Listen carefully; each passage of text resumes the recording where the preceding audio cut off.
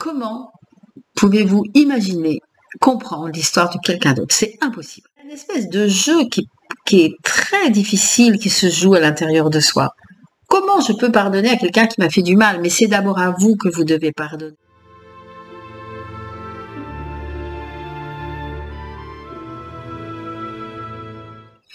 Bonjour à vous. Bienvenue dans cette vidéo où nous allons aborder un thème un peu difficile, la notion de pardon. C'est vrai que c'est difficile à comprendre parce que comment pardonner à quelqu'un qui fait du mal à quelqu'un d'autre ou qui blesse quelqu'un d'autre? Comment est-ce qu'on peut arriver à pardonner? On est dans une société où effectivement il faut que ceux qui font du mal soient réprimandés, soient inculpés, mais au-delà de ça, c'est parce qu'on est dans cette division, et c'est normal, on est dans une société. Sauf que, au-delà de ça, le pardon, d'ailleurs, ce qui est très étrange, c'est que dans le mot pardon, il y a le mot don. C'est-à-dire aller au-delà de cette part de soi pour contacter ce don. Combien de fois dans mes accompagnements, quand il y a eu des traumas qui se sont passés, je terminerai toujours la déprogrammation cellulaire par la notion de pardon, pour que tout soit juste par rapport au plan. Parce qu'en fait, tout ce qui nous arrive, c'est juste. Alors quand je dis c'est juste, c'est peut-être un peu difficile quand il y a des gros événements qui se passent, mais c'est pour nous faire comprendre certaines choses. Donc, on pourrait résumer ça que l'ennemi n'est pas l'ennemi en fait. L'ennemi est celui qui nous met en évidence ultime ce à quoi nous devons nous confronter à l'intérieur de nous. Je vous lis la guidance sur le pardon et vous comprendrez un petit peu plus que ce que je suis en train de vous dire. Les guides disent: quel mot difficile pour vous, n'est-ce pas le pardon? Quel mot difficile dans le sens où il engendre chez vous toujours de la souffrance, de la rancune, des regrets, des remords. Toutes ces choses-là sont liées au pardon. Je pourrais rajouter de la colère aussi. Pardon envers les autres, mais surtout pardon envers vous-même. Pardon parfois de dire des paroles ou d'émettre des actions que vous voyez négatives ou injustes, mais qui font partie de ce qui vous enchaîne à votre passé. Sachez, chers enfants, que si vous étiez totalement dans votre partie divine, le passé n'existerait plus parce que le temps n'existe plus. Parce que dans votre partie divine, vous êtes sans passé, sans avenir, vous êtes dans l'instant présent. Immédiat, dans l'ici et le maintenant. Alors, dès que vous n'êtes plus dans votre présent, vous pouvez vous dire que vous êtes dans votre partie physique. C'est aussi simple que cela. C'est aussi facile à contacter que cela. N'essayez pas d'inventer par le biais de votre mental des milliers de choses pour vous excuser, mais pardonnez-vous plutôt. Aujourd'hui, de ne pas pouvoir accéder à votre partie divine. Dites-vous plutôt que vous êtes en chemin. Il est inutile de vous culpabiliser de ne pas arriver à faire telle ou telle chose, de n'être pas capable, de n'avoir pas la force, parce que ceci fait partie de votre chemin, parce que ceci est nécessaire à votre évolution. Le pardon est la pierre qui lave tout. Nous disons la pierre parce que le minéral fait partie de votre corps et que ce minéral, vous en avez effectivement cette mémoire à l'intérieur de vos cellules, car ce minéral fait partie de l'univers tout comme vous. La pierre est un être vivant, mais la pierre ne se pose pas de questions, elle est pierre. Vous devenez ce minéral, cette pierre, ce cristal intérieur, vous devenez ces 1000 facettes afin d'accéder à votre conscience divine. Pardonnez-vous, chers enfants, avec le cœur et non avec votre tête. Pardonner, c'est donner. Donnez-vous la part de vous-même qui vous revient, cette part divine, cette grâce que vous avez choisie pour accéder au divin. Faites ceci en mémoire de vous. Elle est très belle, cette guidance. Je l'aime beaucoup. C'est pour ça que je vous la partage. Une question qui a été posée par rapport à ce texte, c'est comment pardonner avec le cœur? Parce que, comme je disais tout à l'heure, quand on vit des situations difficiles, blessantes, troublantes, choquantes, souffrantes, peu importe ce qu'on va y mettre comme adjectif, mais et quand on est dans la colère, on est incapable de pardonner. Parce que ce qu'on vit à l'intérieur de soi, l'émotion que l'on vit, c'est forcément par rapport à quelqu'un. Et tant qu'on va rester dans ce schéma, on va pas y arriver. Il y a des personnes qui peuvent passer une vie sans pardonner, sans avoir pardonné. Donc, comment pardonner avec le cœur? Chers enfants, nous vous rappelons que le cœur n'a pas de jugement, le cœur est pur. Savoir entendre sans analyser ce qu'on ressent au plus profond de soi afin de transmettre. Transmettre avec le cœur, c'est donner de soi pour recevoir plus tard sans jugement aucun. Se pardonner à soi est préférable. Se pardonner, c'est vous donner d'abord la part à vous-même. C'est donner, c'est se donner. Ça me fait penser à quand on entend des personnes qui subissent des agressions, en fait, et qu'elles peuvent avoir honte de cette agression. Elles peuvent se sentir bourreaux, responsables, alors qu'en fait, ce sont les victimes. Et on voit bien là ce jeu entre j'ai subi un trauma, mais en fait, finalement, je me sens aussi responsable de ce trauma.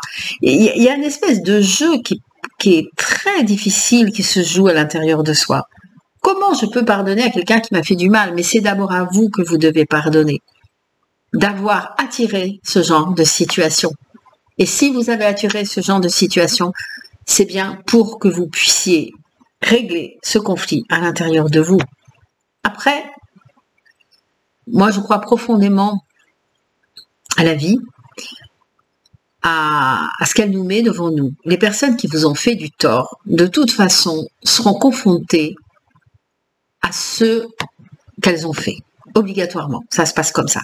On peut appeler ça un karma, on peut appeler ça comme on veut, mais en tout cas, c'est la loi de cause à effet. Elle existe, ça fait partie des lois de l'univers. Donc, de toute façon, c'est pas à vous de régler les choses. Parce que ça va faire qu'empirer et rester dans une certaine rancœur.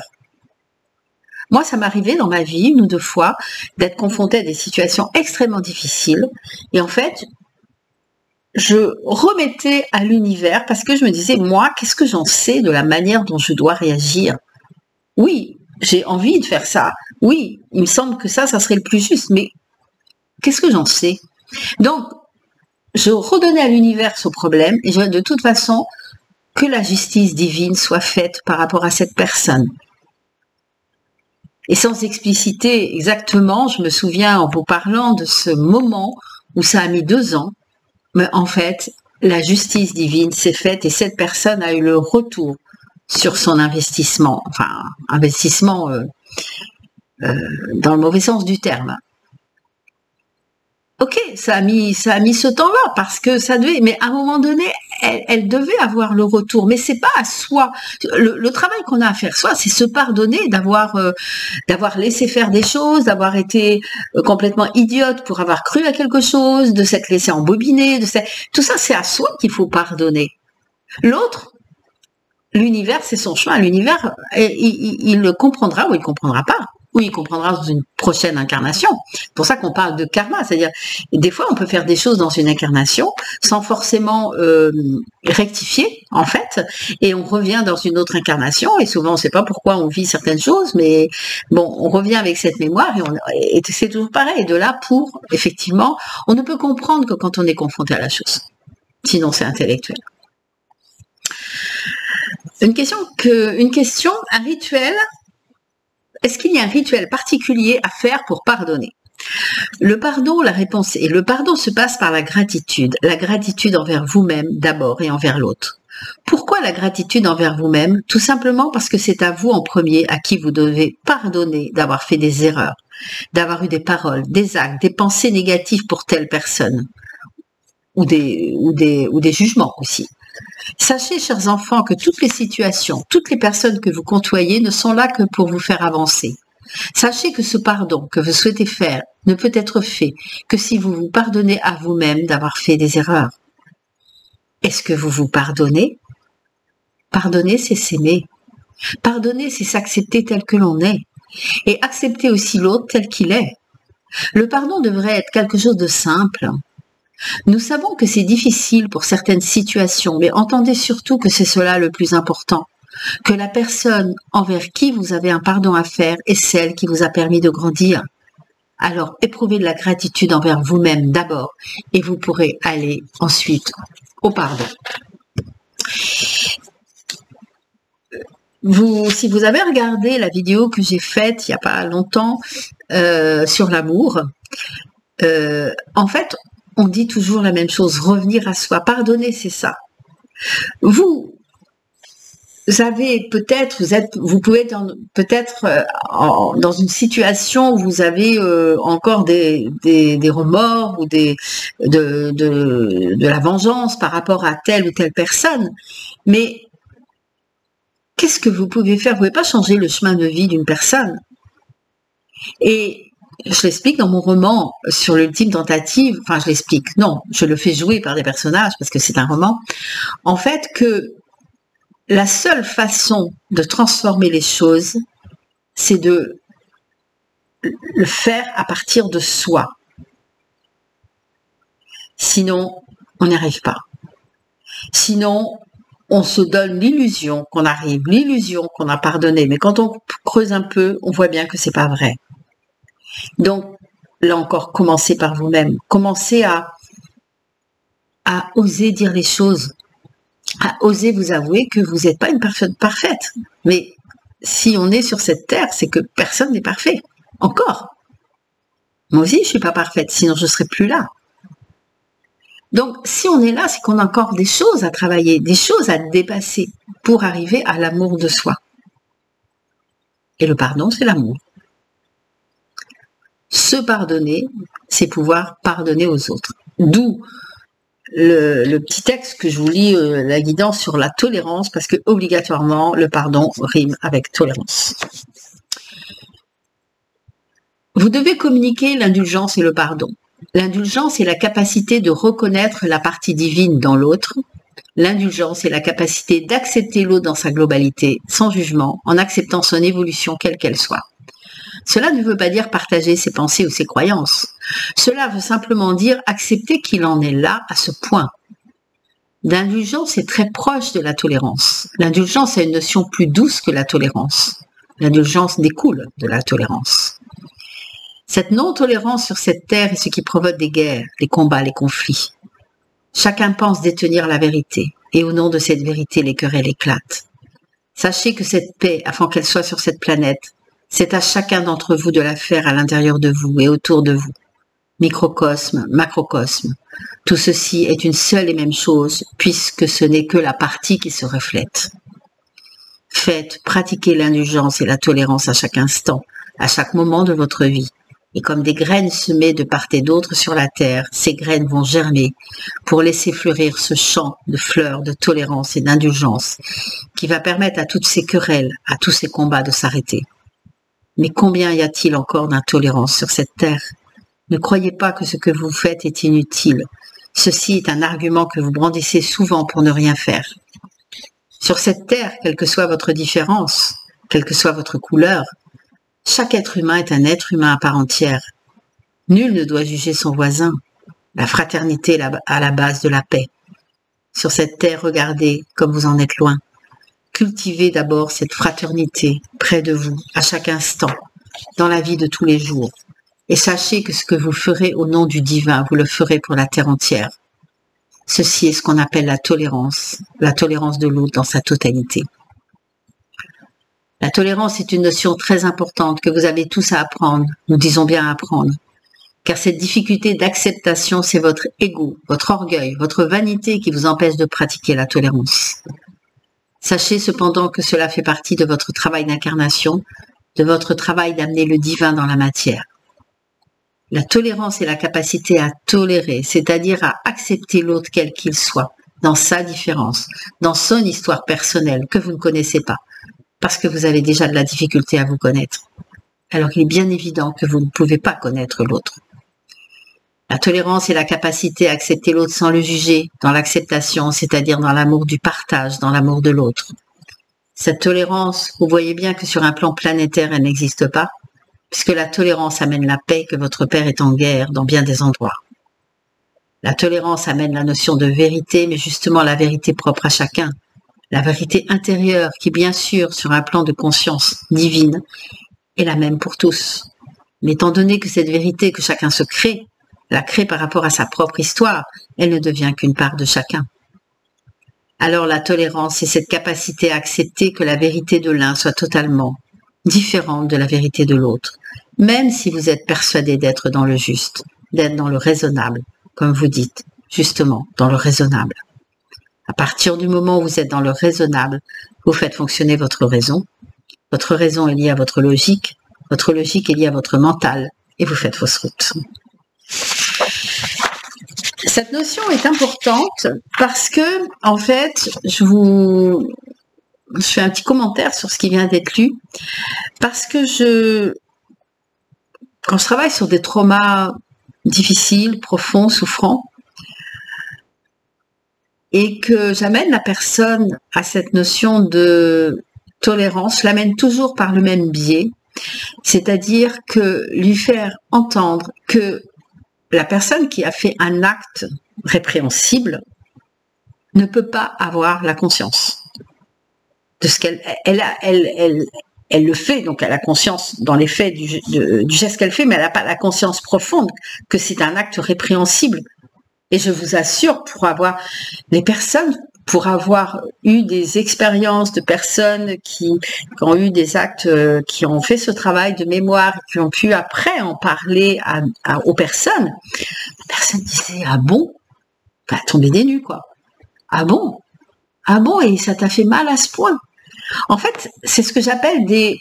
Alors, j'aime beaucoup l'enseignement christique, en fait. Alors, je suis pas du tout pratiquante, mais je suis extrêmement croyante, je crois. Et Jésus, pour moi, bon, c'est quand même quelqu'un qui a existé. Et quand il disait, j'aime beaucoup ce terme, ce sont des ignorants.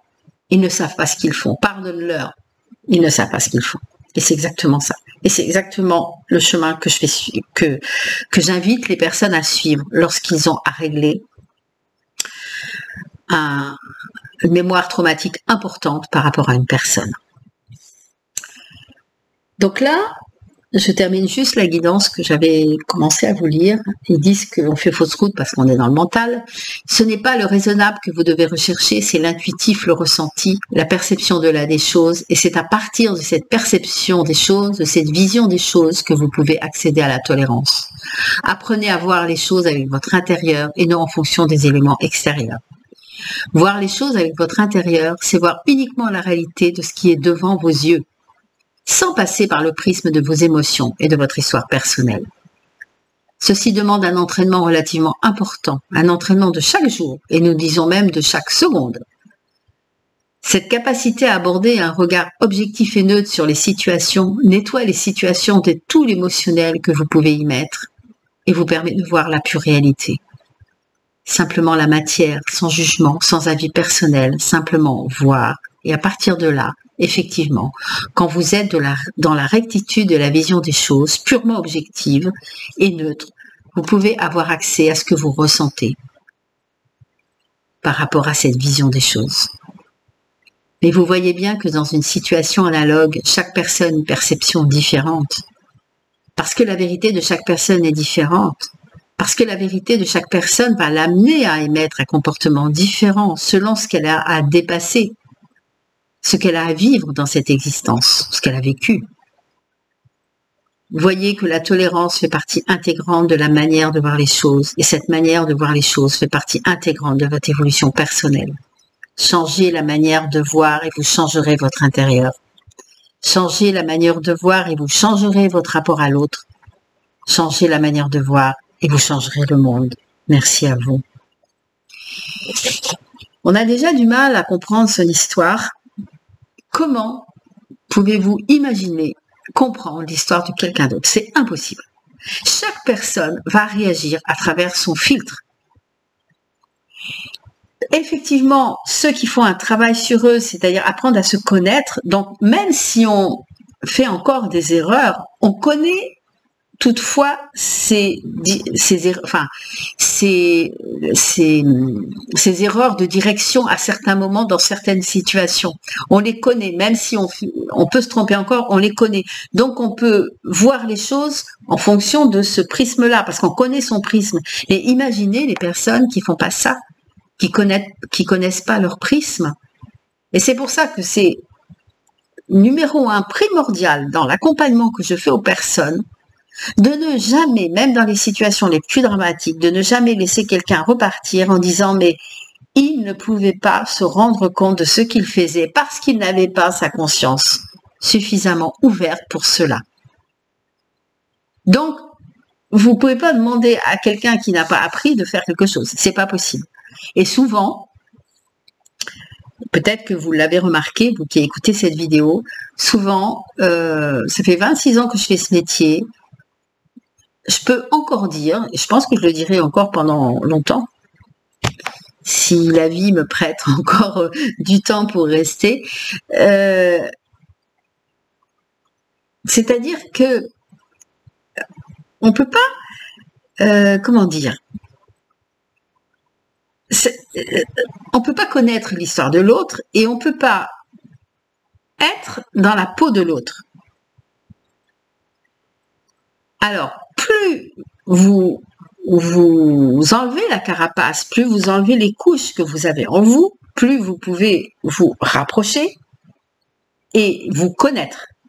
Hein, c'est Socrate qui disait « connais-toi toi-même » et voilà, ça passe par le soi-même, effectivement, toujours. Et vous allez comprendre l'autre. Ça ne veut pas dire que vous allez lui pardonner pour ce qu'il a fait, pour ce qu'il vous a dit, pour ce qu'il avait vécu. Simplement, vous allez juste remettre les pendules à l'heure, vous réapproprier ça. Il ne pouvait pas faire autrement.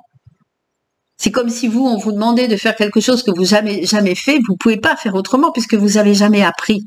Alors peut-être qu'il apprendra dans cette vie, peut-être qu'il apprendra dans une autre, mais en tout cas, et ça c'est primordial dans l'accompagnement que je fais, c'est-à-dire faire passer l'idée quand il y a quelque chose de difficile que la personne n'avait pas la conscience. C'était un ignorant. Bon, demander à un élève de 6e de faire un devoir de quelqu'un qui est au bac, c'est pas possible. C'est juste pas possible. Il le fera peut-être dans quelques temps, mais en tout cas, c'est pas possible.